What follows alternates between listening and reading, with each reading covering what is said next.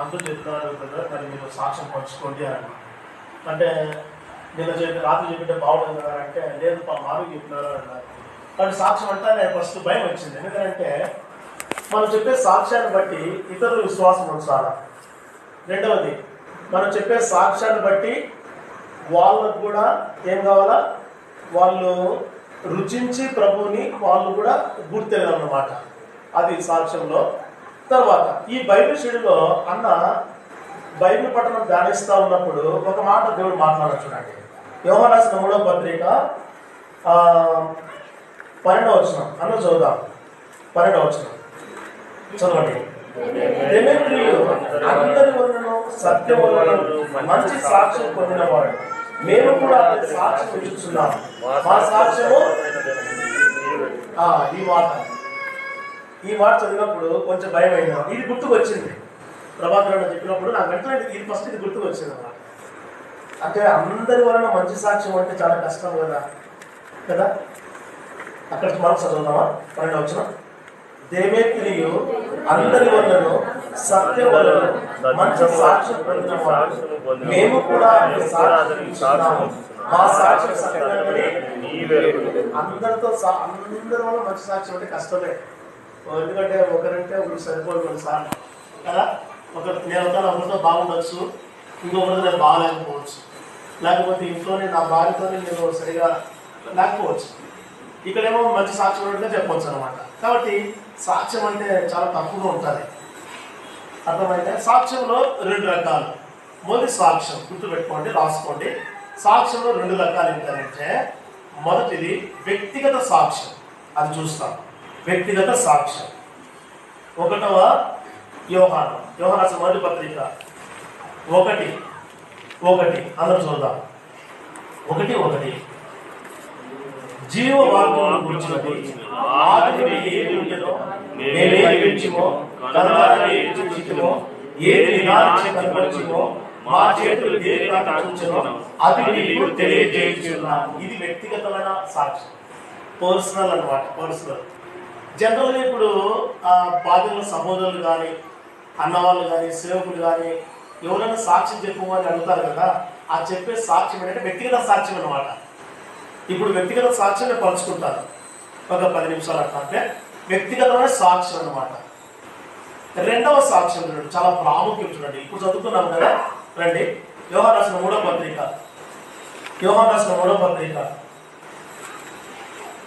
12వ వచనం అందరూ చదువుతాం. అందరూ చూడండి. దేమేత్రియు అందరి వలన సత్యం వలన మంచి సాక్ష్యం పొందినవాడు, మేము కూడా సాక్ష్యం ఇచ్చుచున్నాం. మా సాక్ష్యం ఈ సాక్ష్యం ఏంటంటే సంఘంలో ఉండే సాక్ష్యం అన్నమాట. ఇది సంఘంలో ఉండే సాక్ష్యం. ఇప్పుడు సేవకుడు కానీ, పెద్దలు కానీ ఎవరిని సాక్షి చెప్పమంటారంటే బాగా గుర్తుపెట్టుకోండి. నేను నా అనుభవం తెలుసుకునే చెప్తున్నా. ఒక వ్యక్తిని సాక్ష్యం చెప్పు అని అన్నారంటే ఆ వ్యక్తిని మొత్తం అంత నీట్గా మొత్తం పరీక్షించినప్పుడే సాక్ష్యం ఇచ్చారు. ఆ దినాలు అట్లా జరిగిందనమాట. సామాన్యంగా చెప్పరు. అంటే ఈరోజు నేను వచ్చినాను కాబట్టి ఒక సెషన్ కలిగి ఉండాలని అంకులు చెప్పారు. అది ఆత్మీయంగా క్షేమంగా ఉండాలని చెప్పేసి సరే. కానీ సంఘములో మంచి సాక్ష్యం లేకపోతే, నేను అనుభవిస్తున్నాను కాబట్టి చెప్తా ఉన్నాను అనమాట. మంచి సాక్ష్యం లేకపోతే సంఘంలో ఆనాడు ఏం చేసేవారంటే సేవకులు ఎక్కడ వాడుకునే వాళ్ళు కాదు. ఇది చాలా ప్రాముఖ్యం. మంచి సాక్ష్యం. ఎవరితోనా కొట్లాడినామనుకో వాళ్ళు వాడుకోరు. తర్వాత ఏదైనా అసమాధానం ఉందనుకో ఏ పరిచయం వాడుకునేదిలా. అప్పుడు ఇంకా అంత బాధాకరం ఏంటని చెప్పమంటారా? ఏంటి బాధాకరం అంటే ఎవరు మాట్లాడరు. ఇది ఇంకా చాలా బాధాకరం అని నేను అనుభవించినాను. నా సహోదరుల దగ్గర ఉండేవాడిని. దాదాపు చర్చి మందిరంలో ఒక 20 మంది ఎవరు వస్తుండే వాళ్ళము. అందరి మధ్యలో ఉన్నాను కానీ, అందరితో కలిసి ప్రార్థన చేస్తున్నాను, చర్చి మందిరానికి పోతున్నాను, అన్ని చేస్తున్నాను కానీ లక్ష్యం లేదు, మారవలసిన పాప క్షమాపణ లేదు. అందుకే నా సహోదరులు నాతో మాట్లాడే వాళ్ళు కాదు, నన్ను ఎవరు పలకరించే వాళ్ళు కాదన్నమాట. ఎందుకంటే నా సాక్ష్యం సరిగా లేదని. కాబట్టి రెండవది, సంఘంలో సాక్ష్యం చాలా ప్రాముఖ్యం. సంఘంలో సాక్ష్యం చాలా ప్రాముఖ్యం అన్నమాట. లాస్ట్ ఒకటి చెప్పి నేను సాక్ష్యం చెప్తాను. అపోస్తల కార్యములు 1:8. అపోస్తల కార్యములు 1:8 చదవండి. అయినను వచ్చినప్పుడు కనుక యెరూషలేములోను అంతటను భూదిగంతమును అంటే ఇంట్లో కూడా సాక్ష్యం ఉండాలన్నమాట. ఇది గుర్తుపెట్టుకుందాం. వ్యక్తిగత సాక్ష్యం, తర్వాత కుటుంబ సాక్ష్యం, సంఘ సాక్ష్యం చాలా ప్రాముఖ్యం. ప్రభు మనతో మాట్లాడుతున్నాడు కాబట్టి మనం ఒక్కసారి పరీక్షించుకొని ఎక్కడైనా అయితే ఒక పొరపాటున సాక్ష్యం పోగొట్టుకొని ఉండింటే తిరిగి ఏం చేయాలంటే మనము ఒక మంచి సంఘంగా కట్టబడాలన్నమాట. ఇప్పుడు నా వ్యక్తిగతమైన సాక్ష్యం ఏంటంటే తర్వాత మరి జమన్వాడు, కడప డిస్ట్రిక్ట్ జమన్వాడు అన్నమాట. నాకు చిన్నప్పటి నుంచి ఒక చిన్న అలవాటు ఏంటంటే నాకంటే 1 year జూనియర్స్, నాకంటే 1 year జూనియర్స్ కానీ 2 year జూనియర్స్ ఉండేవాడిని. వాళ్ళకి నేను చేసేవాడిని అంటే వాళ్ళు ట్యూషన్ చెప్పేవాడిని. ట్యూషన్ చెప్తా ఉంటే మా మందిరంలో ఒకరోజు విరామ బైబిల్ పాఠశాల VPS జరుగుతూ ఉంది. వాళ్ళు అన్నారు, సార్ ఈరోజు లాస్ట్ రోజు సార్, మీరు కూడా రండి అన్నారు. అప్పుడు నేను వాళ్ళతో కలిసి ఆ యొక్క VPSకి వెళ్తా వచ్చిన. అంతకు ముందే ఏం జరిగిందంటే నేను 1వ తరగతి చదివేటప్పుడు మా టీచర్, మా టీచర్ పేరు వచ్చి శాంతమ్మ ఆంటీ, వాళ్ళ భర్త ఆయన పేరు జోసఫ్ అంకులు. ఆయన వచ్చేసి మా చర్చిలో, మా మందిరంలో ఆయన వెళ్ళారనమాట. అప్పుడు ఎప్పుడో చిన్నప్పుడు ఆ మందిరానికి అప్పుడప్పుడు ఎప్పుడో పోయేవాళ్ళం అనమాట. తర్వాత మా మామ ఆ చర్చికి తీసుకొని పోయేవాడు అనమాట. కానీ మా ఊళ్ళో CSI చర్చి ఉంది. అయితే ఇది రక్షణ సంఘం అని చెప్పేసి అందరూ ఎగతాలు చేసేవారు అనమాట. అయితే ఆ రోజు ట్యూషన్ అయిపోయిన తర్వాత పిల్లలు అన్నారు, ఈరోజు లాస్ట్ రోజు సార్, మీరు వచ్చి తర్వాత ఈరోజు లాస్ట్ రోజు బాగుంటాయి, పాటలు పాడతారు, వాక్యం చెప్తారు, యాక్షన్ సాంగ్ చేస్తారని బాగుంటాయి మీరు అని వాళ్ళు పిలుస్తూ వచ్చినారు. నేను పోతాను చూడండి, లోపలికి పోతానే అక్కడ అందరూ నిలబడి పాటలు పాడుతూ ఉన్నారు, పిల్లలు వాక్యాలు చెప్తా ఉన్నారు. అందరూ చూస్తానే వాళ్ళల్లో ఒకలాంటి గ్లో కనబడింది అనమాట. అందరిలో చూస్తే ఎట్లున్నారంటే అందరు బాగా వెలిగిపోతూ ఉన్నారు. నిజంగా అది చూస్తూ వచ్చినారు. ఎవరు చూసినా కూడా ఎంత సంతోషంగా ఉన్నారో, ఎంత సమాధానంగా ఉన్నారో. ఎవరినూ చూడు, అంత బాగా సంతోషంగా ఉన్నారు. ఇంటికి పోయి అద్దం తీసుకొని అద్దంలో చూసుకున్నారు. నా మాత్రం ఏమైనా అట్లే ఉందా అని ఏం లేదు. ఏదో బాధ, ఏదో దుఃఖం, ఏదో వేదన, నాకు తెలియకుండానే ఏదో ఒకలాంటి బాధ. అప్పుడు నేను ఏం చేస్తున్నానంటే మరి ఆ చర్చికి కూడా అలవాటు చేసుకున్నాను. అట్లా పోతూ ఉండగా సండే స్కూల్లో మా ఫ్రెండ్ పరిచయం అయినాడు. సండే స్కూల్లో ఆయన అడుగుతా వచ్చినారు, ఏంటి కారణం, ఏంటి వీళ్ళందరూ ఎట్లున్నారే, ఇంత సంతోషంగా, ఇంత ఆనందంగా, తర్వాత ఇంతగా అంత బాగున్నారే, కానీ నాకేందో ఒక బాధ ఉంది అని చెప్పినప్పుడు ఆయన ఈ మాట చెప్తా వచ్చినాడు. చూడండి, అపోస్తల కార్యములు ఇప్పుడు చదివాం కదా, అపోస్తల కార్యములు 2వ అధ్యాయం 37, 38, 39. విని హృదయం నచ్చుకొని సహోదరులారా మేమేమి చేద్దామని పేతురును కడవ అపోస్తలుడు అడగగా, పేతురు మీరు మారుమనసు పొంది పాపక్షమాపణ నిమిత్తము ప్రతివాడు యేసుక్రీస్తు నామమున బాప్తిసం పొందండి, అప్పుడు మీరు అప్పుడు నా స్నేహితుడు చెప్పినాడు, నువ్వు రక్షణ పొంది, మారుమనసు పొంది, పాప క్షమాపణ పొంది, బాప్తిసము సాక్ష్యం ఇస్తే, నీ పాపం గురించి నువ్వు పశ్చాత్తాపడితే నీకు కూడా సంతోషం ఉంటుంది, ఈ ఆనందం ఉంటుంది అని చెప్పాడు అనమాట. ఓ అన్న, మరి ఎట్లా ఈ రక్షణ పొందాలంటే ఏం చేయాలా అని అంటే, నువ్వు చర్చికి వస్తూ ఉండు, వాక్యం వింటూ ఉండు, దేవునితో మాట్లాడతాడని చెప్పాడు. సరే చెప్పేసి చర్చికి కూడా అలవాటు చేసుకుంటానే ఒకరోజు చర్చి దగ్గర లోపలికి పోతానే మీకు తెలిసింటుంది అంకులు, దయప్రసాద్ అంకుల్ అని. దయప్రసాద్ అంకుల్ నన్ను పట్టుకున్నాడు. నేను లోపలికి పట్టుకొని నువ్వు రక్షణ పొందినావా అన్నాడు.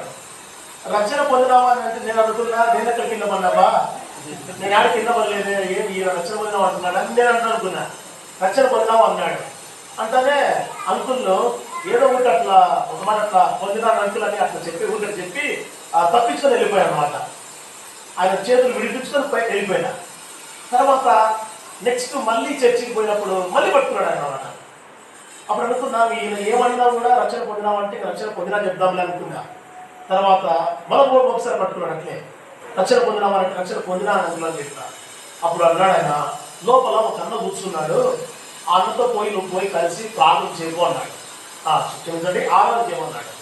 లోపలికి పోయేసింటే ఒక అన్న ఇప్పుడు ఆయన వచ్చేసి ఇచ్చాపురంలో దేవుని సభ చేస్తూ ఉంటాడు. ఆయన పేరు సుందరాజ్ అన్న, గాడ్ సర్వెంట్. ఆయన లోపల ఉన్నాడు, లోపల కూర్చున్నాడు. ఏం తమ్ముడు వచ్చినావు అన్నాడు. అంటే ఇట్లా మంది నన్ను అంకులు పంపించాడు, మీ దగ్గర కూర్చొని ఏమో ఆరాధన చేయాలంట. అప్పుడు ఆయన చెప్తా వచ్చినాడు, అసలు ఆరాధన చేయమన్నాడు. ఆరాధన చేయమంటానే అప్పుడు నేను జస్ట్ 9th క్లాస్ అయిపోయి 10th పోతున్నాను. అప్పుడు ఆయన ఆరాధన చేయమంటాను, నేను ఏదో ప్రార్థన చేస్తూ ఉన్నాను. ప్రభు మా అమ్మని కాపాడు, తర్వాత మా అన్నని కాపాడు, మా చెల్లిని కాపాడు, నాకు 10th క్లాస్లో మంచి మార్కులు తెచ్చే ప్రభు అని ఇటు ప్రార్థన చేస్తున్నాను.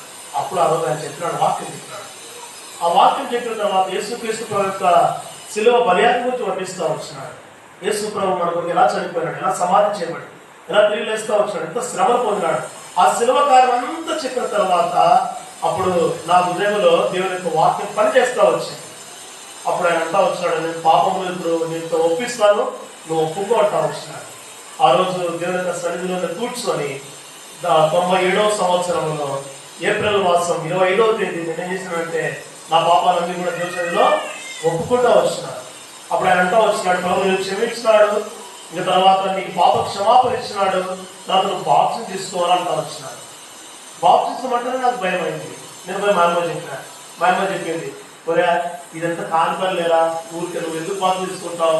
ఎందుకంటే మా అమ్మ వ్యాపారం చేసుకొని వచ్చి ఆ డబ్బులు బాక్స్లో పెట్టేస్తే మా అమ్మ లేకుండా దొంగ చేసేవాడిని. ఆమె చెప్పింది, నువ్వు నీ వల్ల కాదు, ఉండలేవు, నువ్వు అబద్ధం ఆడకుండా ఉండలేవు, మోసం చేయకుండా ఉండలేవు, దొంగతనం చేయకుండా ఉండలేవు, నువ్వు ఎందుకు తీసుకుంటావు రా నాయన, వద్దురా నరకానికి పోతావు అని చెప్పింది. అప్పట్లోనే మా అమ్మ, నువ్వు తీసుకోవాలి బాక్స్ తీసుకోవాలి, తీసుకుంటే నరకానికి పోతావు అని చెప్పింది. లేదు మా నేను మారినానంటే నేను నమ్మనురా, నువ్వు మారినావంటే ఊర్లో పిల్లలందరూ మారినారని నేను నమ్ముతా, కానీ నువ్వు మాత్రం మారిన నేను నమ్మని చెప్పింది. అంత మాత్రమే కాకుండా నా ఫ్రెండ్స్ అందరి దగ్గరికి పోయింది, అందరి దగ్గర పోయి మంది అందరూ చెప్పేసింది, మీరు మా వాడి సాహసం పట్టాకండి, మా వాడు చాలా చెడిపోయినాడు, దయచేసి ఎవరు మా వాడి సాహసం పట్టాకండి, అయినా మీరు కూడా చెడిపోతారని చెప్పేసింది అన్నమాట. అయినా కూడా ఏం చేసిందంటే ఆ దినాల్లో నాకు బాప్టిజం యొక్క అంత అర్థవంతం తెలియకుండానే పోయి పేరు ఇచ్చేసి బాక్స్ కూడా తీసుకున్నా. బాక్స్ తీసుకుని వెంటనే ఆ నీళ్ళ నుంచి బయటకు వస్తానే ఏదో ఒకలాంటి సంతోషం, ఒకలాంటి ఆనందం, ఒకలాంటి ఎంత సంతోషంగా ఉందంటే అంతేమో. అట్లాగే కొనసాగుతూ వచ్చినాం. అప్పుడు మా అమ్మ గంటమైపోయింది, ఒరే వీడు రోజు చర్చికి పోతా ఉన్నాడు, వీరికి ఎవరో మందు పెట్టినారా అని చెప్పేసి నన్ను తీసుకొని పోయేసి ఆ 10th క్లాస్ అయిపోతానే ఇంటర్మీడియట్ ఎక్కడో అక్కడ హాస్టల్లో పడేస్తున్నాడు. అక్కడికి పోయిన తర్వాత దేవుడు ఎంతో గొప్ప కార్యం చేస్తూ వచ్చినాడు. దేవుడితో జీవించడానికి ఎంతో సాయం చేస్తూ వచ్చినాడు. తర్వాత అక్కడ నుంచి మరి డిగ్రీకి వచ్చినాను. డిగ్రీకి వచ్చిన తర్వాత చూడండి ఏం జరుగుతూ వచ్చినానంటే ఇంటర్ వరకు బాగానే ఉన్నాను. తర్వాత డిగ్రీకి వచ్చిన తర్వాత మళ్ళీ మా ఊర్లో జాయిన్ అయిపోయినాను. తిరిగి మళ్ళీ లోకంలో పడిపోతూ వచ్చినాడు. దేవుడు ఎంతో బాధపడుతూ వచ్చినాడు, ఎంతో దుఃఖపడుతూ వచ్చినాడు, తిరిగి సమకూరుస్తూ వచ్చినాడు. ఎన్నో ఇంకా చెప్పాలంటే ఎంతో ఉంది, కానీ అదంతా కూడా సాక్ష్యం మరి చెప్పడానికి మనకు సమయం లేదు, అది అంత మేలు కాదనుకుంటా ఉన్నాను. తర్వాత దేవుడు మాట్లాడుతూ వచ్చినాడు, సంధిస్తూ వచ్చినాడు, వెంబడిస్తూ వచ్చినాడు. మందిరం తెలుసు, వాక్యం తెలుసు, ప్రాణం తెలుసు, అన్ని తెలుసు కూడా. స్నేహితులను వదులుకోలేకపోతా వచ్చినాడు. స్నేహితుల వలన దాదాపు జీవితం అంతా నాశనం చేసుకుంటూ వచ్చినాడు. తిరిగి దేవుడు ప్రేమించి ఎంతో గొప్పగా నాకు మేలు చేయాలని ఎంతో జ్ఞాపకం చేసుకుంటూ వచ్చినాడు. అయినా దేవుని మాట నేను వినేమని కాదు. అట్లా దేవుడు డిగ్రీలో ఫెయిల్ అయిపోయినాను. ఇప్పుడు బాగా గుర్తుంది, మేము ఒక సంవత్సరం జూనియర్, ప్రభాకర్ అన్న ఒక సంవత్సరం సీనియర్. ఇప్పుడు బాగా గుర్తుంది, గ్రౌండ్కి పోతే గ్రౌండ్ వాళ్ళు పక్కన వస్తారు, గ్రౌండ్కి వస్తారు క్రికెట్ ఆడడానికి. వాళ్ళు వచ్చి గ్రౌండ్లో కూర్చోంటారు. ఇప్పుడు బాగా నాకు ఆ కళ్ళకి కట్టినట్టు ఉంది. ఆ తర్వాత ఆయన ఇక్కడ కూర్చుంటాడు, ఆయన మేము కూర్చున్నాడు అనమాట. ఎందుకంటే వాళ్ళు అప్పట్లో బాగా క్రికెట్ ఆడేవాళ్ళు. మేము కూడా క్రికెట్ ఆడాలని నాకు వాళ్ళ ఆశ అనమాట. కానీ చెడ్డ కాదు. వీళ్ళేమో బాగా పరిగెత్తుతారు, బాగా పరిగెత్తేది, బౌలింగ్ వేసేది, బ్యాటింగ్ చేసేది. ఆ జాన్సన్ అని ఉంటే వాళ్ళ ఫ్రెండే, మా అన్న ఫ్రెండ్, మా అన్న ఆయన ఇద్దరు క్లాస్మేట్స్. ఇవన్నీ చూసినప్పుడు అట్లా అనమాట పోయి స్నేహం చేసి నాకు అప్పుడు ఇప్పుడు అనిపిస్తుంటుంది అప్పుడప్పుడు కూడా. ఎప్పుడన్నా ఆయన గురించి అనుకుంటా ఉంటే దేవుడు ఎంత గొప్ప వాడతారు అసలు, ఎక్కడ ఉన్నాము, ఎక్కడ దేవుడు తీసుకొచ్చినాడు, ఇది ఏం అసలు అని ఎప్పుడు నాకు అదే ఆశ్చర్యం అనిపిస్తూ ఉంటుంది కదా. పాడదాం అన్నమాట. దేవాని తలంపులు అమూల్యమైనవి నాయనా, నాయన నీ కరుణ సర్వసదా నిలచుచున్నది. దేవాని తలంపులు. కాబట్టి దేవుడు తన ఎంతో గొప్ప వేసం మన అసలు అర్థం కాదు. ఎక్కడుంటే ఎక్కడ తీసుకొచ్చినాడు దేవుడు, ఇప్పుడు నిజంగా ఎంత క్షమించినాడు ఇవన్నీ అనుకుంటా ఉంటే ఒకసార్లు మన ఆచరణ అనిపిస్తుంది. అందుకే పెళ్ళిళ్ళకు దేవుడు పరిచయం ఇచ్చినప్పుడు కూడా ఎంతో సంతోషించేవాడు. మీ అందరి కోసం ప్రార్థన చేస్తాము. ఎందుకంటే మనమందరం కూడా పరలోక గురుతాం కాబట్టి ఈ సాక్ష్యం ద్వారా మీరు కూడా ఉజ్జీవపడాలనే ఉద్దేశంతోనే హక్కులు సాక్ష్యం చెప్పని కోరుతా వచ్చినారు. నిజంగా మనం నిజంగా చూస్తే ఎంతో ఆశ్చర్యం, ఎంతో అద్భుతం. అట్లా దేవుడు సాయం చేస్తూ వచ్చాడు. డిగ్రీలో ఫెయిల్ అయిపోయినాను, తిరిగి దేవుడు కనికరించినాడు. తర్వాత తిరిగి దేవుడు బాగా చేస్తూ వచ్చినాడు.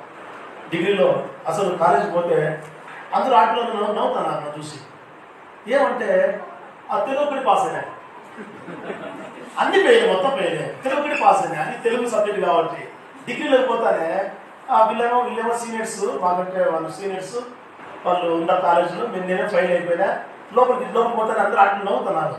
ఏ నవ్వుతానని అనుకుంటేనే వాళ్ళందరూ వాళ్ళు చెప్పారు రిజల్ట్ వచ్చిన చూసుకోలేదు అని అంటే, చూసుకోలేదు ఏమైంది అంటే అన్నీ ఆడుంది తెలుగు తప్ప అన్ని ఫెయిల్ అయిపోయినాను అంటేనే తెలుగు తప్ప అన్ని ఫెయిల్ అయిపోయినానని చెప్పి బాధపడతా ఉంటే ఆ కెమిస్ట్రీ సార్ ఉండే.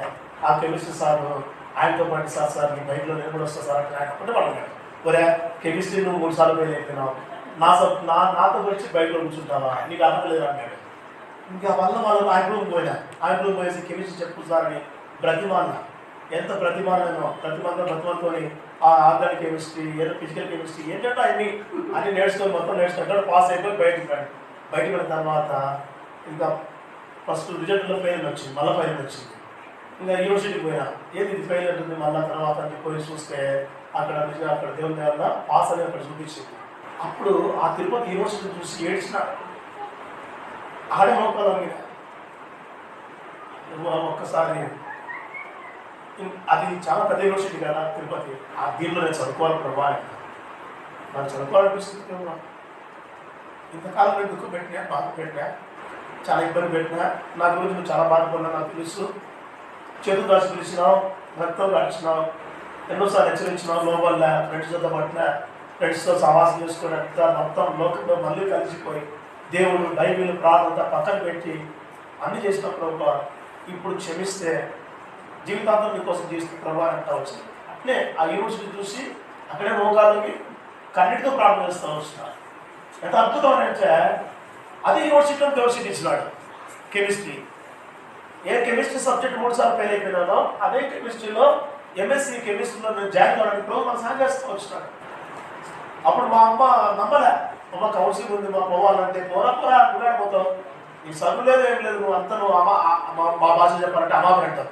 కొంతమంది అర్థమవుతుంది, కొంతమంది అర్థం కాదు. నువ్వు అమాపనైనా పోరా, నువ్వు బాగుపడవు పోరా అని చెప్పింది. అప్పుడు మా ఊరు నుంచి అంటే ముద్దూరు అన్నమాట, దగ్గర జమ్మూడి దగ్గర ముద్దూరు, అక్కడ నుంచి తిరుపతికి ఒక ట్రైన్ ఉండేది ప్యాసింజర్. ఆ దాంట్లో 30 రూపాయలు టికెట్. ఆ 30 రూపాయలు ఎవరు ఇస్తారు? ఎవరు ఇవ్వరు. ఊరికి ఎక్కువని తెలియకుండా తీసుకొచ్చినప్పుడు బాత్రూంలో దాచిపెట్టుకొని కౌన్సిలింగ్ పోయినా. అట్లే పోతానే కౌన్సిలింగ్ జైలు ఉన్నాడు, జైలు కూర్చున్నాడు. అనుకుని చెప్పిన అనుకోని నాకు చదువుకోవాలనిపిస్తుంది, నేను చదువుకుంటా అనుకోని. కానీ ఇంట్లో అమ్మ కానీ అన్న కానీ చెల్లి కానీ ఎవరు నమ్మలే నా జీవితాన్ని బట్టి. అయితే ఇప్పుడు పశ్చాత్తాపం మార్పుని అనుకుని నాకు సాయం చేయకులంటే అంకులే ఇప్పటికి బాగా గుర్తుంది. 830 రూపాయలు డబ్బులు ఖర్చు యూనివర్సిటీలో సీట్ ఇచ్చిందా. ఇప్పుడు చూడండి ఒక మాట చెప్పి ముగిస్తుండగా టైం అయిపోతుంది. నాకు వచ్చిన ర్యాంక్ ఎంత అంటే 1972, ఇప్పుడు గుర్తుంది 1972. రాసిన ఎంతమంది అంటే 2000 మంది. 2000 మంది రాస్తే వచ్చిన ర్యాంక్ 1972. ఆడ కూర్చున్న కౌన్సిలింగ్ కోసం అని చెప్పేసి చిత్తూరు నుంచి ఎవరో ఒక పాప వచ్చింది. వచ్చి సార్ మీ ర్యాంక్ ఎంత సార్ అంటే 1972 మా అని చెప్పిన. అయితే ఆమె మాట చెప్పింది, కౌన్సిలింగ్ 1 నుంచి స్టార్ట్ చేస్తారు కదా. 1 నుంచి కాదు సార్, వెనక నుంచి స్టార్ట్ చేస్తే మీరే పసుకుంటారు సార్ అని చెప్పింది. ఆ రోజు నగరంలో కోపం వస్తుంది, నాకు అర్థం కదా. ఆ పాప నాతో ఆ మాట చిత్తూరు అమ్మాయి ఒకటి నుంచి స్టార్ట్ చేస్తారు కౌన్సిలింగ్. 1, 2 ర్యాంక్, 3 ర్యాంక్ అట్లా అట్లా మనం పిలుచుకుంటా పోతారు. అట్లా పిలుచుకుంటా పోతే నేను ఎప్పుడు రావాలా? 10 పోయి కూర్చుంటే సాయంత్రం వరకు రానే నెంబరు. ఆ పాప అనేది సార్ అట్లా కాదు సార్, వెనక నుంచి పిలిచి మీరే ఫస్ట్ ఉంటారు సార్ అని చెప్పింది. అని నేను చెప్పి అప్పుడు అన్నాను, తెలుసు తెలియక అన్న మాట ఉన్నది ఏమన్నా మా నేను నమ్మిన దేవుడు గొప్పవాడు, తప్పకుండా నాకు ఇక్కడ సీరియస్ వస్తుందని. అట్లా కూడా ఆ మాట కూడా అది కాకుండా మరొక మాట చెప్పినా, నీ గురించి తెలుసు అని చెప్పినా. ఏమో పెద్ద భక్తుల మాదిరి, ఏమో అంత ప్రాణంలో ఉన్నటువంటి మాదిరి నీ కూడా వస్తుందేమో అని. అట్లనే సార్ ఏం సార్ నీకే పిచ్చి పెట్టింది ఏమన్నా, మేము ముందుగానే ఆమె రెడ్డిస్ యాక్చువల్గా మాకు రాగా సీటు అది మనం అయ్యింది. నాకు రాకపోయి నీకు వచ్చారే సార్ నేను మళ్ళా అంటే 50 ఇతరులు వస్తుందని నాకు అర్థమైంది. సరే ముందు అర్థం అనుకొని గట్టి కూర్చున్నాం. ఖచ్చితంగా చెప్తున్నాను, వాస్తవంగా 2 సీట్ వచ్చింది. ఆమె సీట్ వచ్చింది, నాకు సీట్ వచ్చింది. తనకు ఆర్డర్ కెమిస్ట్రీ సీట్ వచ్చింది, నాకు ఎన్విరాన్మెంట్ కెమిస్ట్రీ సీట్ వచ్చింది.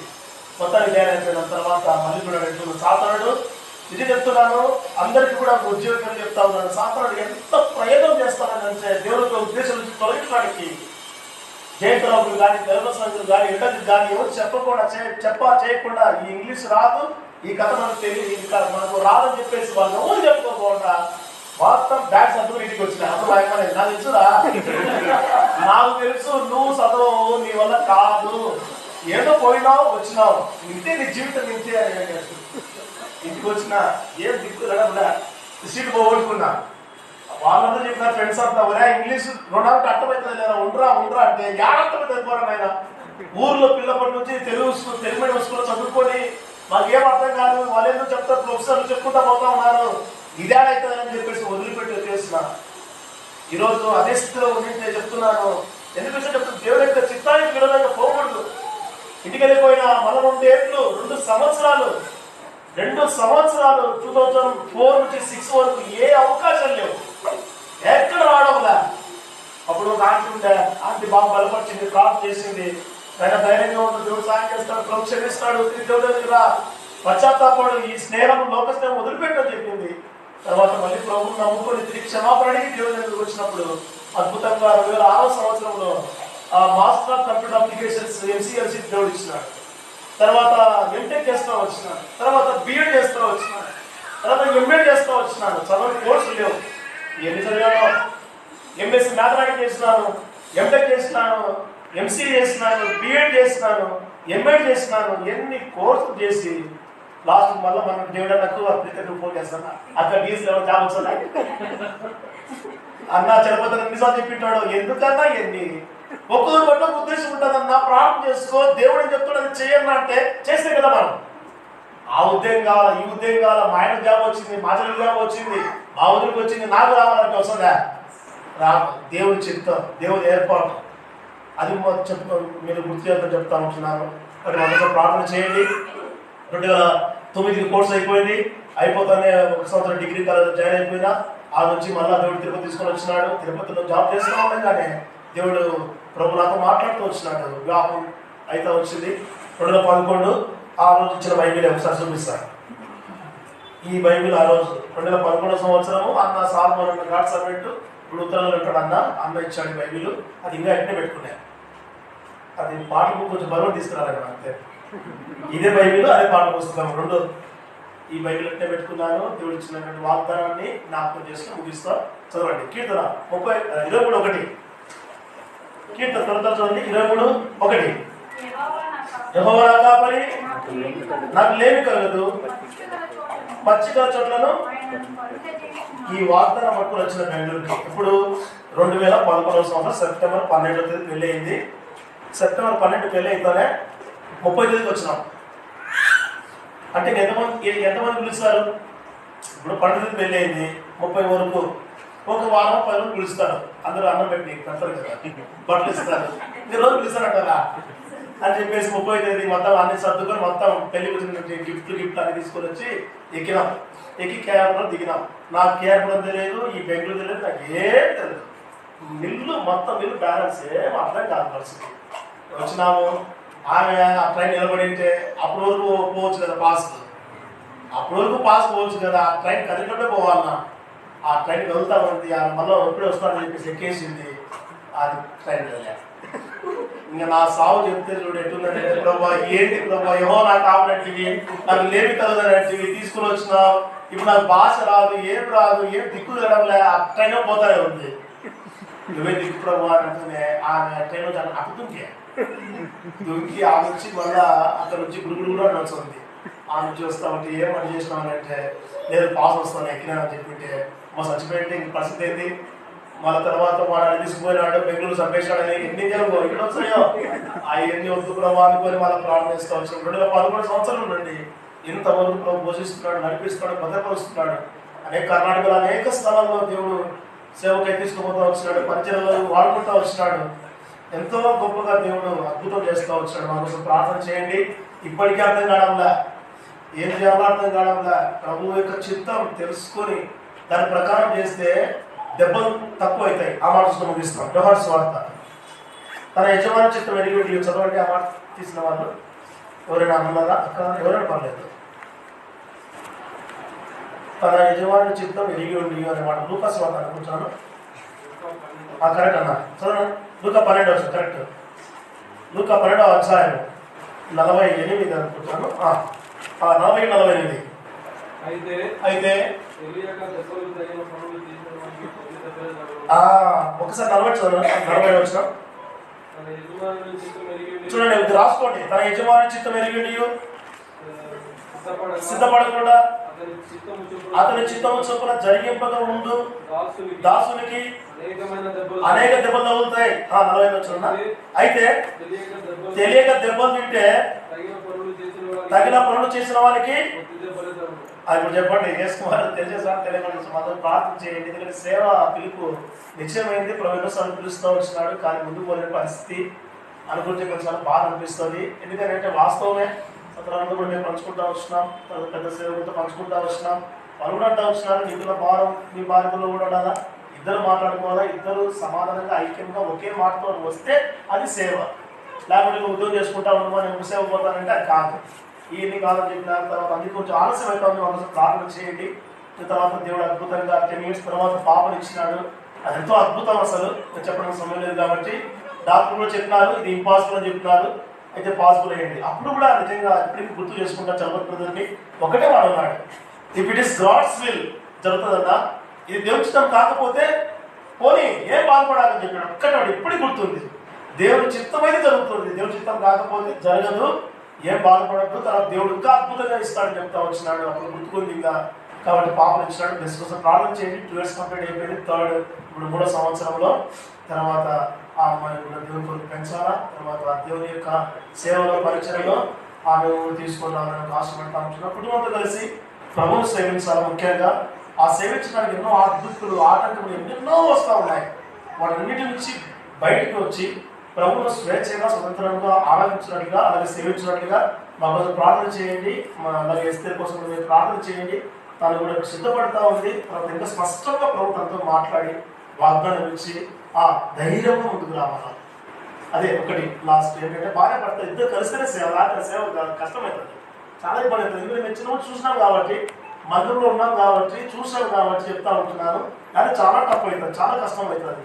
అట్లా లేకుండా ఇద్దరు కలిసి ఏక మనసుతో ఏక భావంతో ఒకే మనసుతో దేవుని సేవ చేయాలి. ఒక ఉదాహరణ, ఇప్పుడు మనం రీసెంట్గా ఒక బ్రదర్ పోయినాడు, అక్కడికి సౌదీకి పోయినాడు. ఇమ్మాన్ బ్రదర్ విజయనగరం వెళ్ళిపోయినాడు. ఆయన చూడండి, ఆయన పోయినాడు, తర్వాత ఫస్ట్ పోయినాడు, సేవకు పోయినాడు. ఆయన అక్కడ అంటే అక్కడ జాబ్ చేసి సేవ చేయాలండి. ఆయన పిలుపట్లో ఉంది, అక్కడ జాబ్ చేసుకుంటూ ఒక సంఘం ఉంది. ఆ సంఘంలో సేవకు లేడు. చూడండి ఆయన ఎంత బాగా సేవ చేస్తూ ఉన్నాడు. తర్వాత పోయిన తర్వాత మళ్ళీ తన బాధ్యత దేవుడు మాట్లాడాడు. అలా ఆవిడ కూడా సంతోషంగా పోతా ఉంది. అది సేవ. ఇంకా ఆయన అక్కడ నుండి ఇక్కడ నుండి సేవ కూలిపోదు. అందుకే మా కోసం కూడా బాగా ప్రార్థన చేయండి. దేవుడు తన సాక్ష్యాన్ని మన మధ్య దిగించి ఆశిస్తున్నాడు.